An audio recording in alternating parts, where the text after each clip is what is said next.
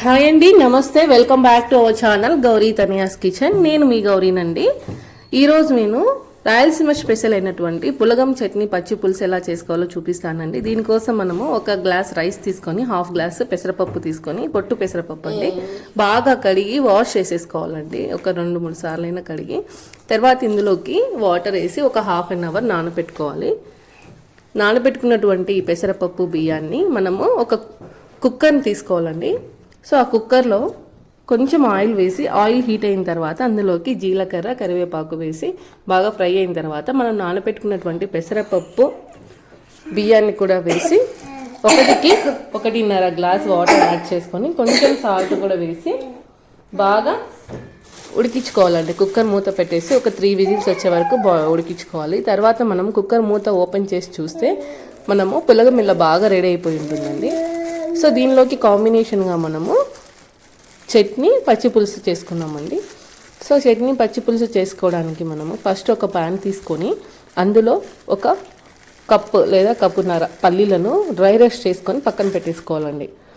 లో ఫ్లేమ్లో పెట్టుకొని బాగా డీప్గా డ్రై రోస్ట్ చేసేసుకోవాలండి. తర్వాత అదే ప్యాన్లోనే మనము కొంచెం ఆయిల్ వేసుకొని, ఆయిల్ హీట్ అయిన తర్వాత పచ్చిమిర్చి, టమాటా ముక్కలను కూడా వేసి బాగా ఫ్రై చేసేసుకోవాలి. టమాటా ముక్కలు పచ్చి వాసన పోయే వరకు బాగా ఫ్రై చేసేసుకొని అందులోనే మనము ఒక ఆనియన్ కూడా కట్ చేసుకొని చిన్న ముక్కలుగా వేసుకోవాలండి.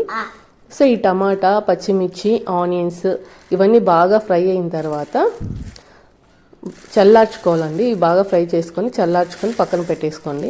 మనం ఆల్రెడీ డ్రై రోస్ట్ చేసుకున్నటువంటి పల్లీలని ఒక మిక్సర్ జార్లో తీసుకొని బాగా పొడి చేసుకోవాలండి. సో పొడి చేసుకొని ఆ పొడి చేసుకున్న పిండిలోనే మనము ఆల్రెడీ ఫ్రై చేసుకున్నటువంటి టమాటా ముక్కల్ని వేసుకొని బాగా మెత్తగా కాకుండా బరకగా గ్రైండ్ చేసుకొని పక్కన పెట్టేసుకోండి. సో చట్నీ మనకి రెడీ అయిపోయిందండి.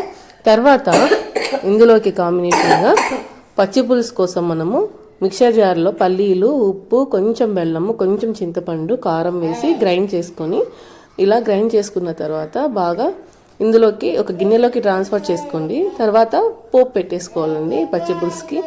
సో పోపు పెట్టుకొని ఒక పొంగు వచ్చే వరకు బాగా ఉడికించుకోవాలండి. తర్వాత కట్ చేసుకున్న ఆనియన్స్ కూడా వేసి కలుపుకోవాలండి. అంతే, ఎంతో టేస్టీగా ఉండే పులగం పచ్చి పులుసు అనేది రెడీ అయిపోయిందండి. థ్యాంక్ యూ ఫర్ వాచింగ్ అండి.